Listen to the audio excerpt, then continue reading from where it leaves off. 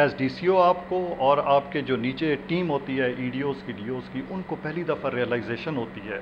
اس چیز کی کہ یہ ایک ماڈل ہے جو ان کو معلومات دے رہا ہے، اور وہ چیز جو ان کے ہاں کمی تھی پہلے کہ کس طریقے سے پبلک کی پرسیپشن حاصل کی جائے، ڈائریکٹ پبلک تک ایکسیس کیا جائے. کیونکہ جو روایتی طریقہ ہے ہمارے ہاں کام کرنے کا وہ یہ ہے کہ سرکاری ملازمین اپنے دفتروں میں انتظار کرتے ہیں سائلین کا کہ کوئی آئے گا، کوئی درخواست دے گا، کوئی بتائے گا، کوئی شکایت کرے گا تو اس پر ایکشن ہوگا. اب یہ ایک تبدیلی تھی کہ جہاں آپ لوگوں کا انتظار نہیں کر رہے بلکہ آپ لوگوں تک خود پہنچ رہے ہیں ان سے معلومات حاصل کرنے، اور جب آپ کو وہ معلومات آتی ہیں اور ان معلومات کی بنیاد پہ آپ اپنے سسٹم کے اندر کچھ خامیوں کو، برائیوں کو دیکھتے ہیں، یا ایون کئی دفعہ خوبیوں کا بھی آپ کو اندازہ ہوتا ہے، اچھی اور بری چیزیں دونوں سامنے آتی ہیں، اور پھر ان اچھی اور بری چیزوں پہ آپ لوگوں سے باز پرس کرتے ہیں، کچھ پوچھتے ہیں. تو محسوس کیا ہے میں نے اور باقی بھی لوگ جو اس کو کر رہے ہیں کہ پھر ایک ٹائم آتا ہے کہ جہاں آپ دیکھ رہے ہوتے ہیں کہ جو لوگ بھی کام کر رہے ہیں مختلف ہیلتھ میں، ایجوکیشن میں، رجسٹری برانچ میں، تو ان تک ایک احساس پہنچتا ہے کہ کوئی ایسا سسٹم ہے کہ اگر کہیں غلطی ہو رہی ہو تو یہ سسٹم الارم بجا دیتا ہے اور ان کو پتہ لگ جاتا ہے خامیوں کا. سو ایک محتاط رویہ جو تھا وہ دیکھا گیا ہے جب سے ہم، یہ ابھی بہت زیادہ وقت نہیں ہوا کسی سسٹم کو چلانے کے لیے، کچھ زیادہ وقت نہیں ہے، 2-3 مہینے، لیکن اس 2-3 مہینے میں بھی ہم نے دیکھا کہ رجسٹری برانچ میں یکدم ایک محتاط رویہ سرکاری اہلکاروں میں آ گیا ہے. ان کو اندازہ ہو گیا ہے کہ ایسا نہیں ہے کہ انہیں پوچھا نہیں جائے گا، ایسا نہیں ہے کہ کچھ بھی نہیں ہو سکتا. اور عوام کی جو پبلک کی بھی ایک رویہ ہے اس کے اندر بھی یہ تبدیلی آئی ہے کہ انہیں بھی یہ معلوم ہوا ہے کہ ایسا نہیں ہے کہ یہ جو گورنمنٹ کے لوگ بیٹھے ہوئے ہیں یہ جو مرضی کرتے رہیں، کوئی پوچھ گچھ نہیں ہے، کوئی ان کا کچھ نہیں ہو سکتا. جو یہ تاثر ہے یہ مٹا ہے.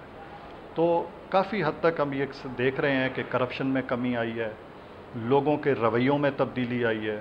ایک محتاط رویہ سرکاری اہلکاروں کے اندر پیدا ہوا ہے اس کی وجہ سے.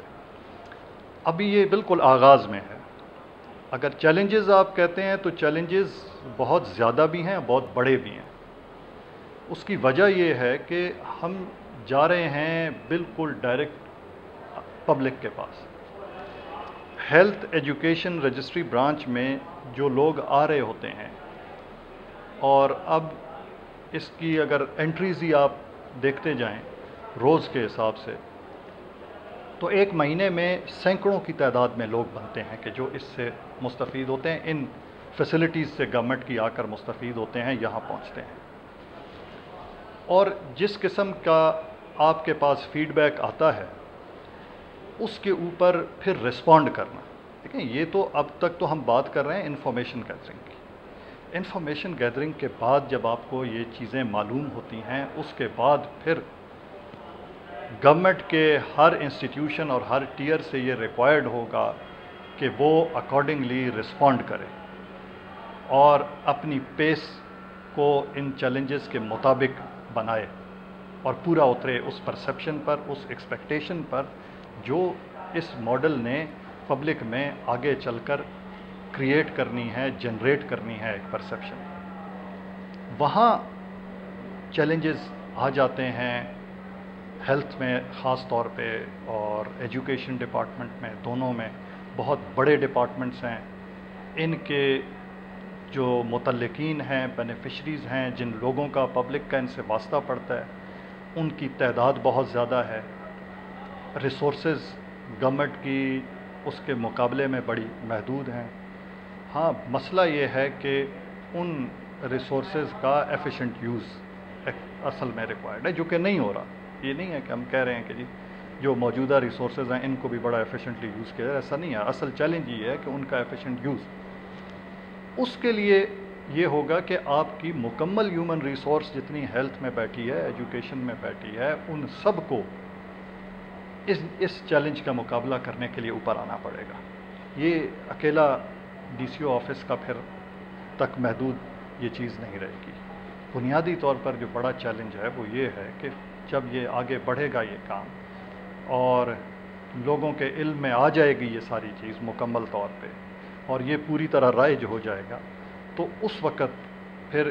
ساری کی ساری ٹیم کو ہیلتھ میں، ایجوکیشن میں، ہر جگہ اس کے مطابق اپنی کارکردگی کو اور صلاحیتوں کو بہتر کرنا پڑے گا۔